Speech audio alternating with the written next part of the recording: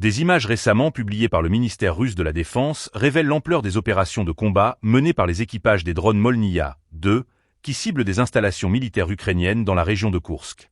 Ces frappes orchestrées par des drones à voilure fixe s'inscrivent dans une stratégie militaire visant à affaiblir les forces armées ukrainiennes en détruisant non seulement des véhicules blindés, mais aussi des voitures civiles.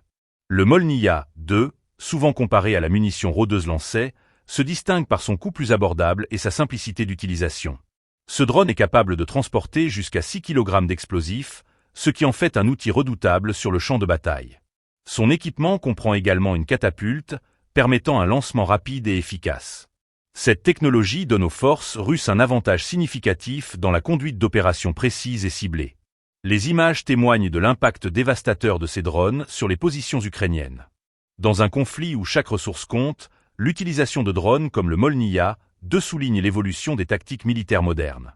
Les forces ukrainiennes, déjà confrontées à une pression intense, se retrouvent désormais face à une menace aérienne supplémentaire, rendant leur situation encore plus précaire. Ces opérations dans la zone frontalière de Koursk ne sont pas seulement une démonstration de force, mais également un message clair de la détermination russe à affirmer son contrôle dans cette région stratégique. La capacité d'effectuer des frappes précises et à distance grâce au Molniya 2 pourrait largement influencer l'évolution du conflit, en perturbant les lignes d'approvisionnement et en sapant le moral des troupes ukrainiennes. L'efficacité des drones dans ce type de mission reflète une tendance croissante vers l'automatisation et l'utilisation de technologies avancées sur le champ de bataille.